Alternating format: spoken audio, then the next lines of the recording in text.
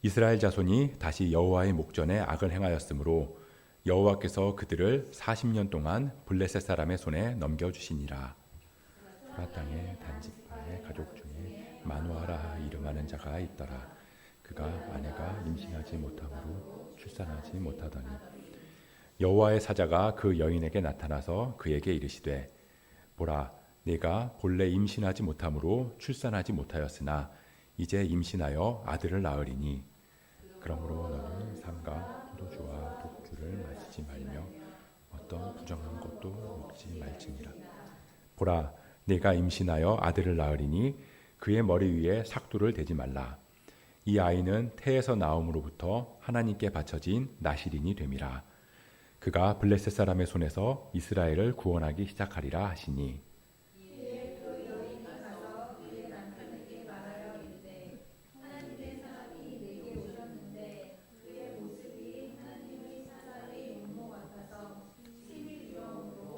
어디서부터 왔는지를 내가 묻지 못하였고 함께 읽습니다. 그가 내게 이르기를 보라 내가 임신하여 아들을 낳으리니 이제 포도주와 독주를 마시지 말며 어떤 부정한 것도 먹지 말라. 이 아이는 태에서부터 그가 죽는 날까지 하나님께 바쳐진 나실인이 됨이라 하더라 아니라. 아멘. 이 코미디 프로그램을 보면요, 이 몸으로 웃기는 장르를 슬랩스틱이라고 그러잖아요. 근데 그 슬랩스틱을 제외하고 일반적인 코미디를 보면 상황 설정 자체를 웃기게 만들어서 그 상황으로 웃기는 경우가 많이 있거든요. 예를 들어서 학교에서 일어난 일이다라고 설정을 딱 해놓으면 이 선생님이나 학생이 등장할 거 아니에요. 그러면 이제 일반적으로 생각하는 선생님의 모습이나 학생의 모습에서 벗어난 말이나 행동을 하게 하는 거죠. 우리가 기대하는 선생님의 모습이 있고 또 우리가 기대하는 학생의 모습이 있는데요. 그 예상을 완전히 깨는 거예요.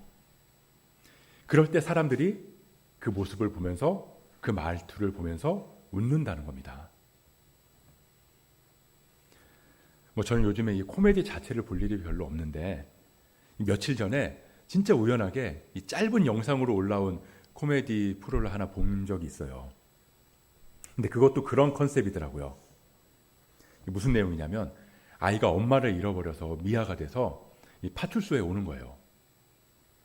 파출소에서 이 엄마를 잃어버린 미아랑 경찰 아저씨랑 이 대화를 하는 내용이 그 코너의 전부거든요. 근데 거기서 이 아이로 출연한 그 아이의 역할을 맡은 사람의 모습이나 말투가 흔히 우리가 생각하는 아이의 모습이나 말투가 아닌 거예요. 아이인데 어른처럼 말하고요. 아이인데 어른처럼 행동을 해요. 그런 예상 밖의 행동을 보면서 사람들이 깔깔대면서 재밌어 한다는 겁니다. 어떤 건지 궁금하시죠? 졸지 않고 집중하시라고 그 영상을 한번 보도록 하겠습니다. 예, 신곡 파출소입니다. 미아요. 예, 제가 바로 출동하겠습니다. 네. 아이고, 이거 큰일 났네. 미아가. 아이고, 가만 있어보자.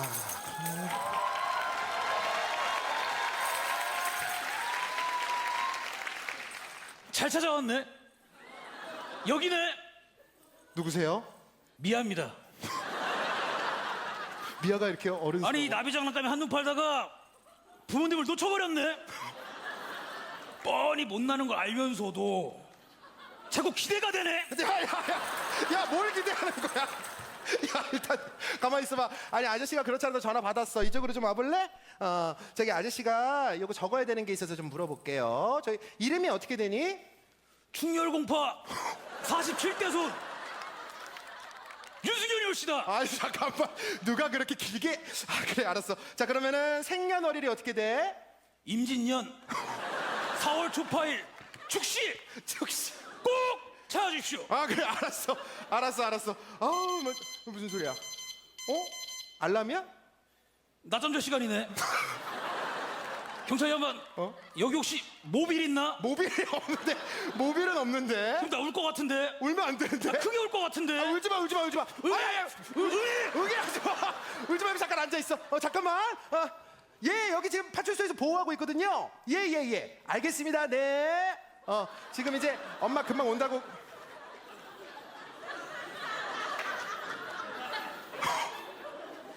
때론 이런 말 못하는 식물들이 인간보다 나을 때가 있지.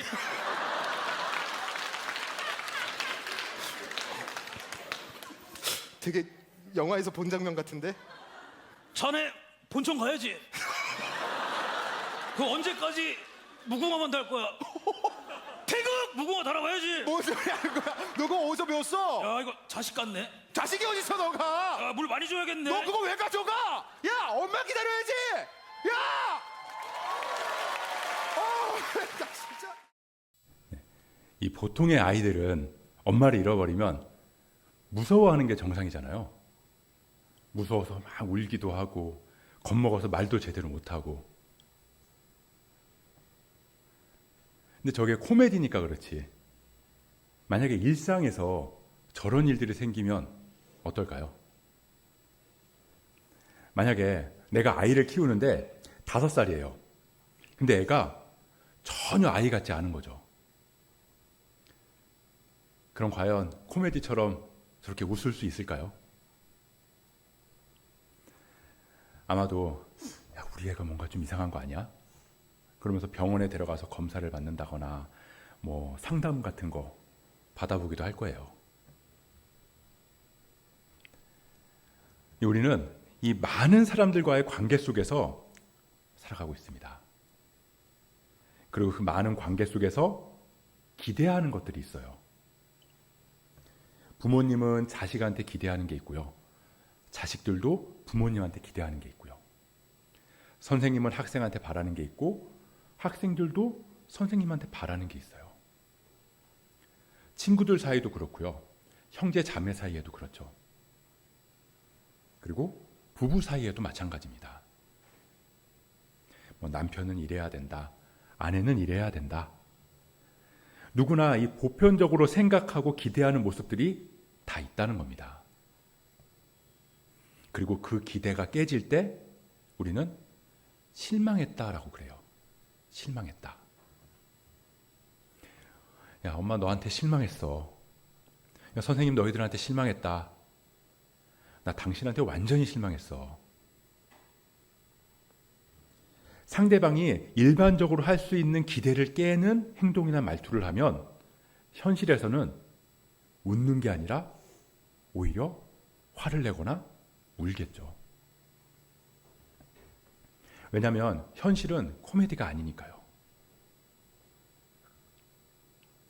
하나님이랑 우리의 관계도 그렇다는 겁니다. 하나님께서 우리를 지으셨을 때 지어놓고 그래 니들 마음대로 살아라 그러지 않으셨을 거 아니에요. 그게 아니라면 우리한테 기대하시는 게 있다는 거예요. 근데 그 기대가 깨지면 하나님과 우리의 관계가 무너지면 우리한테 무슨 일이 일어나냐? 우리한테는 영적인 마비가 온다는 겁니다. 우리 사사기 첫 시간부터 얘기했던 사사기의 구조 기억하시죠? 이스라엘이 죄를 짓고 그래서 이방인이 침략하고 고통스러워하고 부르짖으니까 하나님이 들으시고 사사를 세우셔서 구원하시고 회복시키시고 그러면 또다시 죄를 짓고 또다시 침략당하고 부르짖고 들으셔서 세우시고 구원하셔서 회복시키시고 이게 계속 반복되는 거예요. 그러면서 점점 더 상황은 안 좋아지는 거죠. 이 오늘 본문은 그렇게 굴러온 이스라엘에 세워진 마지막 사사 삼손이 태어날 때의 이야기예요.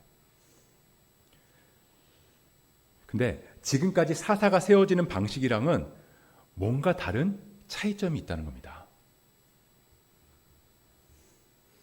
이 13장 1절부터 2절 말씀인데요. 우리 이 말씀 함께 읽으면서 이 이전의 사사들이 세워질 때랑 뭐가 다른지를 한번 찾아보도록 하겠습니다. 함께 읽어볼게요. 시작. 이스라엘 자손이 다시 여호와의 목전에 블레셋 사람의 손에 넘겨주시니라. 소라 땅에 단 지파의 가족 중에 마누아라 이름하는 자가 있더라. 그의 아내가 임신하지 못함으로 출산하지 못하더니. 자, 뭐가 다를까요? 이스라엘 자손이 또다시 여호와의 목전에서 악을 행했다. 그래서 블레셋 사람들이 쳐들어왔다. 근데 뭔가 좀 허전하지 않나요? 악을 행했다. 블레셋이 쳐들어왔다. 그리고 다음 2절부터는 사사가 세워졌다는 내용이에요. 그럼 이 사사기의 구조에서 빠진 게 있잖아요. 악을 행했다. 쳐들어왔다. 고통받았다. 부르짖었다. 그 말이 없다는 거예요. 고통받았고 그래서 하나님께 부르짖었다는 말이 빠져 있다는 겁니다. 이게 무슨 말이냐면요. 이스라엘이 이제 영적으로 완전히 마비됐다는 거예요. 하나님과의 관계가 다 무너졌다는 겁니다. 이 블레셋이 쳐들어와서 40년 동안 이스라엘을 점령하고 있어요. 그런데 괴롭지 않다는 거죠. 괴롭지 않다는 거예요. 어떻게 그럴 수 있을까? 왜냐하면 블레셋이랑 이스라엘은 이미 동화됐으니까. 보통 전쟁에서 이 어떤 나라가 다른 나라를 점령하게 되면요, 그 나라에 자기들의 문화 그거 다 심어놓고요, 자기들의 생활 방식 다 가르치고요, 그리고 자기들의 종교 강요해서 믿게 해요. 우리나라도 일제강점기에 일본이 하는 걸 보면 알 수 있잖아요. 일본이 했던 걸 보면 한글 못 쓰게 하고 일본어만 쓰게 하고, 자기들 생활 방식대로 일본의 문화대로 일본의 삶의 방식대로 살아가게 하고, 일본 왕 섬기게 하면서 자기들 종교 따르게 하고.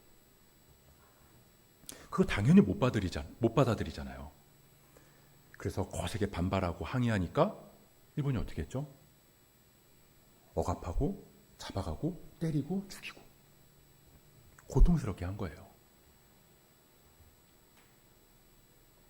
자, 그런 상황에서 고통스럽지 않을 수 있는 방법이 있습니다. 어떻게 하면 될까요? 그냥 받아들이면 돼요. 창씨개명 하면 되고요. 일본말 배워서 쓰면 되거든요. 신사참배 하면 되는 거예요. 그러면 괴로울 일이 하나도 없다는 거죠. 고통도 없고.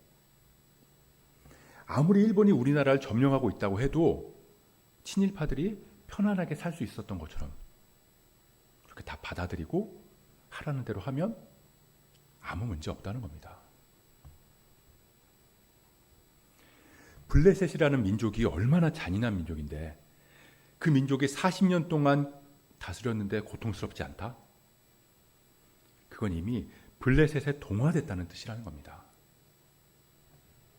서로 섞일 대로 섞여서 이게 원래 블레셋에 사는 방식인지 이스라엘이 사는 방식인지조차 구별이 안 됐다는 거예요. 그러니까 부르짖지 않을 수밖에 없는 거죠. 고통스럽지 않으니까. 아니, 부르짖을 일조차 없었던 거고요. 그래서 하나님을 찾지도 않았다는 거예요. 자, 2절부터는 삼손의 아버지인 마노아랑 마노아의 아내가 나오는데요. 이 첫 소개부터 임신하지 못했다, 아이가 없었다라고 말하고 있거든요. 그러니까 이 사람들한테 지금 가장 중요하고 긴급했고 해결돼야 될 문제가 아이가 없는 일이었다는 거예요. 뭐 지금이야 아이 없는 게 뭐 흉도 아니고 흠도 아니지만, 당시 고대 근동에서 아이가 없다, 굉장한 수치였다는 겁니다. 부끄러운 일이었다는 거예요. 사람들 앞에서. 우리가 사무엘서에서도 보면 이 한나가 아이가 없어서 괴로워하는 장면이 나오잖아요. 그래서 매일같이 성전에 가서 기도를 드려요. 근데 오늘 사사기에 나오는 이 마노아랑 마노아의 아내는 아이가 없었는데도 하나님께 구했다는 말이 없다는 겁니다. 하나님께 기도하지 않았다는 거예요.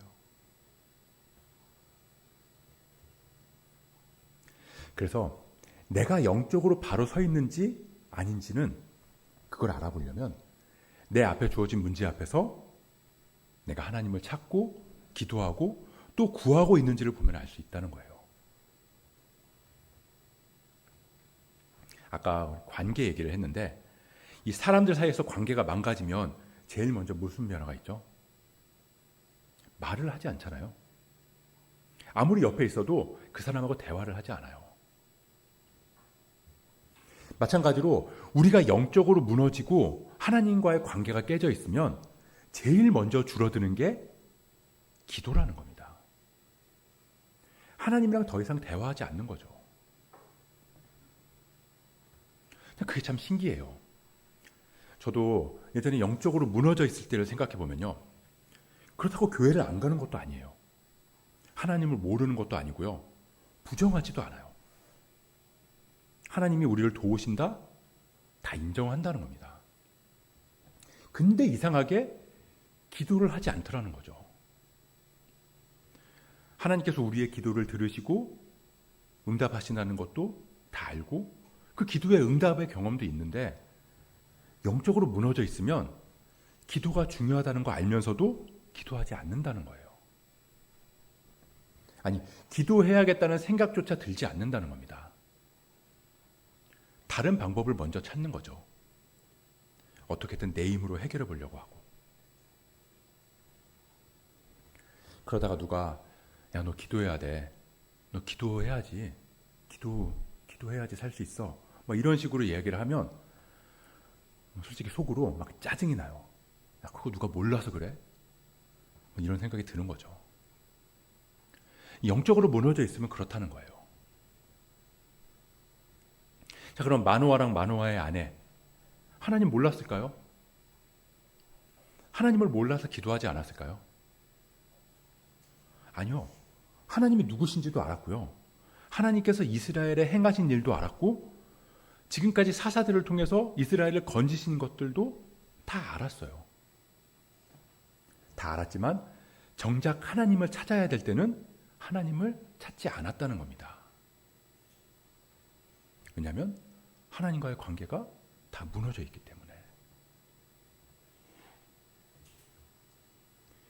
이 성경에 보면 하나님께서 이스라엘의 관계, 하나님과 이스라엘의 관계에 대해서 설명하실 때 아버지와 자녀의 관계, 왕이랑 신하의 관계, 그렇게 여러 가지 관계로 표현을 하시는데요.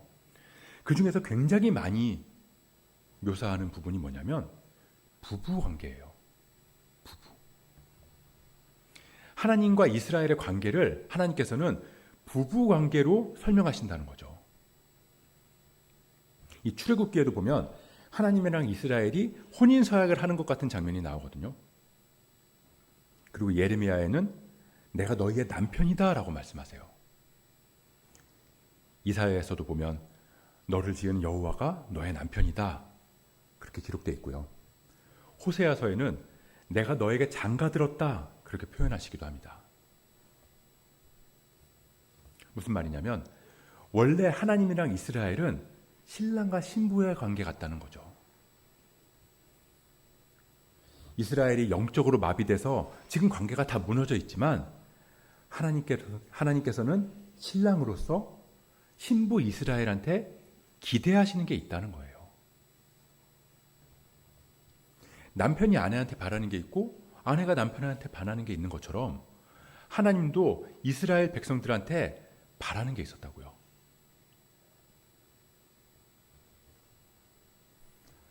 저는 제 아내한테 뭘 바랄까요? 아내는 저한테 뭘 바랄까요? 여러 가지가 있을 수 있겠죠. 기념일을 잘 챙겨주기를 바랄 수도 있고요. 집안일을 같이 해주기를 바랄 수도 있고, 맛있는 요리를 해주기를 바랄 수도 있을 거예요. 많을 거예요. 근데 그런 것들은 어떻게 보면 다 부수적인 것들이거든요. 사실 부부가 서로한테 가장 기대하는 게 뭐냐면요. 나만 믿고 나만 사랑하고 나랑 함께 있어주는 거. 그거예요. 그거 깨지면 다른 거 아무리 잘해줘도 소용없다는 겁니다. 기념일 절대 안 잃어버리고 다 챙기면서 비싼 선물 막 주고 외식도 자주 하고 때 되면 정기적으로 해외여행도 데리고 다니고 하지만 그렇게 하면서도 나를 믿어주지는 않고 나 말고 다른 사람도 사랑하고 있고 그러면 그런 상황이 코미디에서는 웃을 수 있는 상황일지 모르겠지만 현실에서는 아주 심각한 문제라는 거죠. 근데 이스라엘이 그랬다는 거예요. 절기 때마다 제사는 기가 막히게 드렸거든요. 막 흠없는 최고급 소, 양, 염소 이런 거 가져다가 제물 올려드리고요. 할례도 받고 안식일도 절대 안 어기고 율법이란 율법은 다 지키고 근데 그때 잠깐 빼고는 블레셋이랑 살아요. 블레셋 신 섬기면서 그러면서 하나님을 찾지도 않고 부르지도 않았다는 겁니다.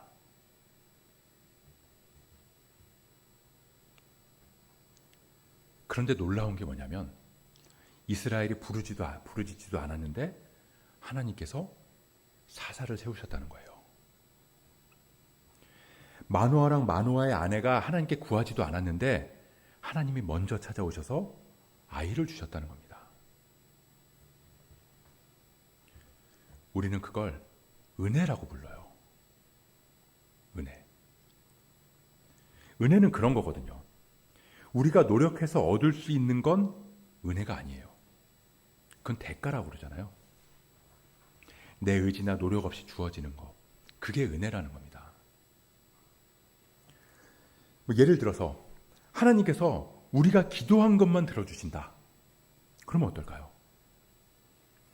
우리가 얼마나 오래 기도하고 얼마나 열심히 기도했는지를 보고 응답해 주실지 말지를 결정하신다면 그럼 우리는 얼마나 불안할까요? 혹시 내가 빼먹고 기도 안 한 것 때문에 잘못되면 어떡하지? 이번 주에 예배 빠졌는데 그것 때문에 나 벌 받으면 어떡하지?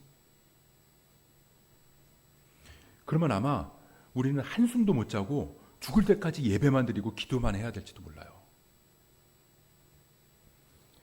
그러면 그게 정해진 시간에 하루에 5번씩 같은 곳을 향해서 기도하는 거나 정한수 떠놓고 천지신명한테 지극정성으로 빌면 감복해서 소원 들어주는 거랑 뭐가 다르냐는 거예요.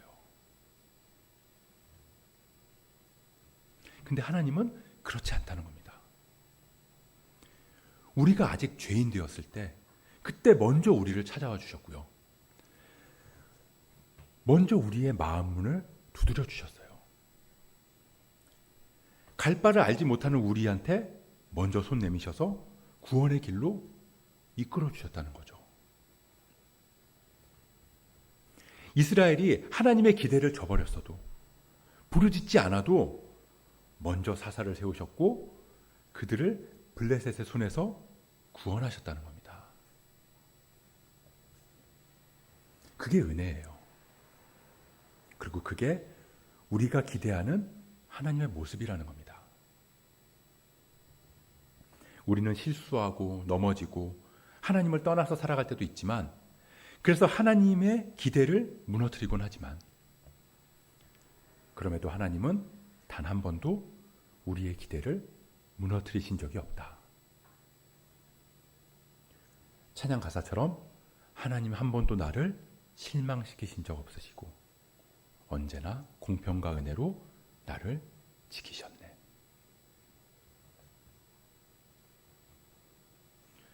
그렇게 무너진 이스라엘에 은혜를 베푸셔서 그들을 회복시키셨는데 사사 삼손을 보내시면서 그를 통해서 이스라엘이 어떻게 회복되어야 하는지 그걸 하나님께서는 보여주셨다는 거예요. 우리 오늘 본문 3절부터 5절 말씀 같이 한번 읽어보도록 하겠습니다. 3절부터 5절 말씀입니다. 함께 읽습니다. 시작. 여호와의 사자가 그 여인에게 나타나서 그에게 이르시되 보라 내가 본래 임신하지 못함으로 출산하지 못하였으나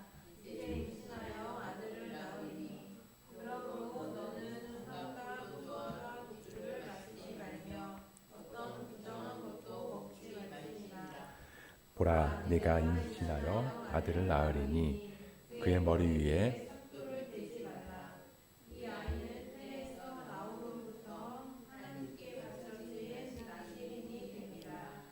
그가 블레셋 사람의 손에서 이스라엘을 구원하기 시작하리라 하시니 마노아의 아내한테 네가 아들을 낳을 건데 아이를 낳지 못하는 너의 문제 그거 해결될 건데 그 아들은 나실인이 돼야 된다. 그리고 그게 이스라엘이 회복돼야 될 모습이다. 이 나실인이 뭐냐면요. 자기 몸을 구별해서 하나님께 드린 사람이라는 뜻이거든요. 이 구별됐다는 거예요.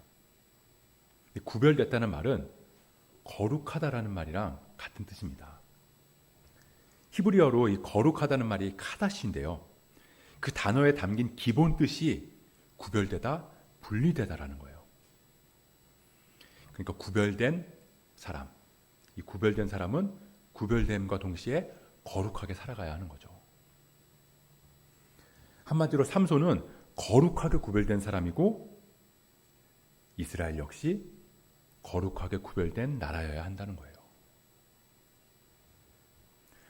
수많은 남자 중에서 구별된 한 사람이 남편이 되고 수많은 여자 중에서 구별된 한 사람이 아내가 되는 것처럼 이스라엘은 남편 되시는 하나님 앞에서 나실인처럼 구별된 삶을 살아가야 된다. 그게 하나님께서 이스라엘에 기대하는 모습이고요. 그 모습은 반드시 회복돼야 된다라고 알려주시는 겁니다.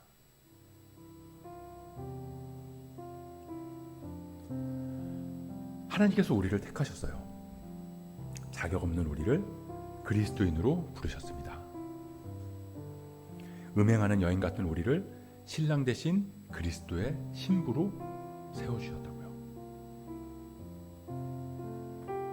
근데 그런 우리의 모습, 기독교인이지만 전혀 기독교인 같지 않은 모습, 그리스도의 신부임에도 전혀 신부 같지 않은 우리의 모습을 보면서 세상은 코미디 같다고 웃을지 모르지만 하나님께서는 그런 우리의 허물을 한없는 은혜로 덮으시고 우리를 의롭다고 칭해주시고 정결한 신부라고 불러주신다는 겁니다. 그럼 하나님께서는 그런 우리에게 기대하시는 게 뭘까요? 우리가 어떤 모습으로 살아가기를 바라실까요? 영적으로 바로 서기를 바라시고 하나님과의 관계가 회복되기를 바라지 않으실까요? 그래서 그런 우리를 통해서 그리스도의 은혜의 구원이 그 그리스도의 구원의 은혜가 세상으로 흘러가기를 바라지 않으실까요? 하나님께서 삼손을 보내시면서 그가 블레셋 사람의 손에서 이스라엘을 구원하기 시작하리라 그렇게 말씀하신 것처럼 하나님께서 우리를 세상에 보내시면서 너를 통해 세상에 구원의 역사가 펼치기를 시작하리라 그렇게 말씀하시기를 소원합니다. 그렇게 우리가 거룩하고 순결한 그리스도의 신부로서 하나님과의 관계가 회복되고 주님의 은혜를 누리고 전할 수 있는 사람들 되기를 주님의 이름으로 간절히 축복합니다.